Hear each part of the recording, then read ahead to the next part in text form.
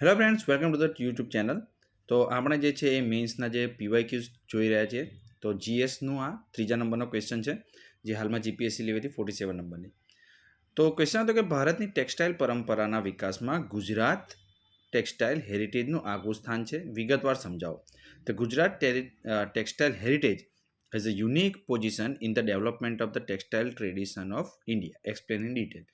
તો ગુજરાત દ્વારા જે છે ભારતને કઈ રીતે રિપ્રેઝેન્ટ થાય છે, તો કઈ રીતે ફાયદો થાય છે, તો એના વિશે જે છે આપણે લખવાનું છે. તો મેઇન જે છે તમારા ટેક્સટાઇલ વારસો વિશે ગુજરાતનો લખી શકાય અને એનું જે ભારતમાં યોગદાન વિશે તમારે આમાં લખવાનું થાય. તો મારી ટીમ વિશે જાણકારી છે એક સામાન્ય. જીપીએસસી ઇઝ ધ ફ્યુચર આપનું ટેલિગ્રામ ગ્રુપ પણ છે, લિંક તમારા ડિસ્ક્રિપ્શન બોક્સમાં મળશે. તમે સર્ચ કરીને પણ જે છે જોઈન કરી શકો છો ટેલિગ્રામ પર. પ્રિલિમ્સ માટે જે છે તમને ખાસ ફાયદો રહેશે. તો ભારતના ટેક્સટાઇલની પરંપરામાં ગુજરાતનું મહત્ત્વનું યોગદાન વિશે જોઈએ. તો એમાં શું લખી શકાય? પોઈન્ટ વાઇઝ ફોર્મમાં જોઈશું કે ગુજરાતની ટેક્સટાઇલ વારસાની તમારે વિશેષતા થોડી લખવી પડે, વિવિધ ટેક્સટાઇલની કળાઓ અને વારસા વિશે જે તમારે લખવું પડે અને એને ઇન્ડિયા સાથે થોડું કનેક્ટ કરીને લખવું પડે.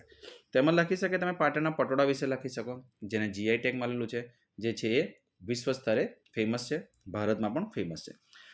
કચ્છનું બાંધણીનું કાપડ, એને પણ જીઆઈ ટેગ મળેલો છે. ભારતમાં જે છે અધર રાજ્યોમાં પણ એની ખૂબ ડિમાન્ડ છે.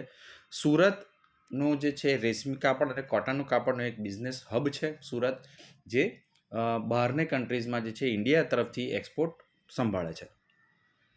બીજી ટેક્સટાઇલની કળાઓનું નામ તમે લખી શકો, જેમ કે બાંધણી, પટોળા, અર્જન કઢાઈ, મસરૂ.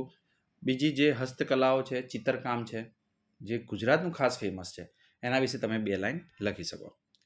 હસ્તકલાકારોના યોગદાન વિશે પણ લખી શકાય કે જે છે એ પેઢી દર પેઢી આ નોલેજ ચાલતું આવે છે અને એને લીધે જે છે ગુજરાત વર્ષોથી જે હબ છે એ આજે પણ જે છે એ કોટન ઇન્ડસ્ટ્રી કહીએ અથવા કાપડ ઇન્ડસ્ટ્રી, ટેક્સટાઇલ ઇન્ડસ્ટ્રી કહીએ, એમાં જે છે ગુજરાતનું નામ આગળ છે. આ સિવાય તમે શું લખી શકો? તો ઇકોનોમિક અલગ અલગ એંગલ એડ કરવાના. એક તો ઇકોનોમિક પ્રોફિટ નામ લખી શકો કે એનાથી જે છે એક ઇન્કમ થાય છે. ટુરિઝમ, તો ઘણી વખત છે પાટણના પટોળા એટલા ફેમસ છે કે ખાલી પટોળા લેવા માટે પણ જે છે એ વિદેશથી જ્યારે પણ ટુરિસ્ટ આવે છે ગુજરાતમાં તો પાટણની મુલાકાત લે છે, તો ટુરિઝમ બૂસ્ટ થાય છે.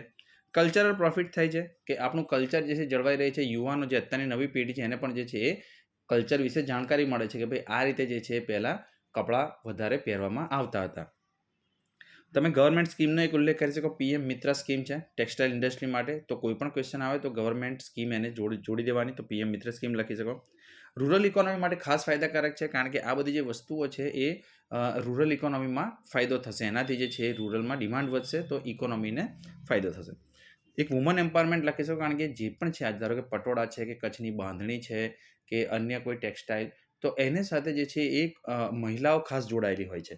એ ઘરેથી આ કામ કરતી હોય છે ઘણી વખત, અથવા કોઈ ઇન્ડસ્ટ્રીમાં પણ મહિલાઓનું આ ઇન્ડસ્ટ્રીમાં મહિલાઓનું જે છે એ યોગદાન વધારે સારું છે, તો એને જે છે વુમન એમ્પાવરમેન્ટ સાથે પણ તમે જોડી શકો છો.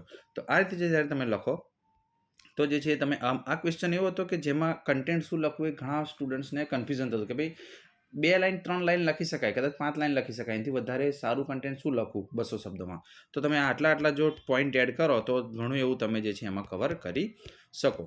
તો નેક્સ્ટ ક્વેશ્ચન આપણે ફરી જોઈશું નેક્સ્ટ વિડીયોમાં. લાઇક, શેર અને સબસ્ક્રાઈબ જરૂર કરજો. ફરી મળીશું. Thank you. જય હિન્દ.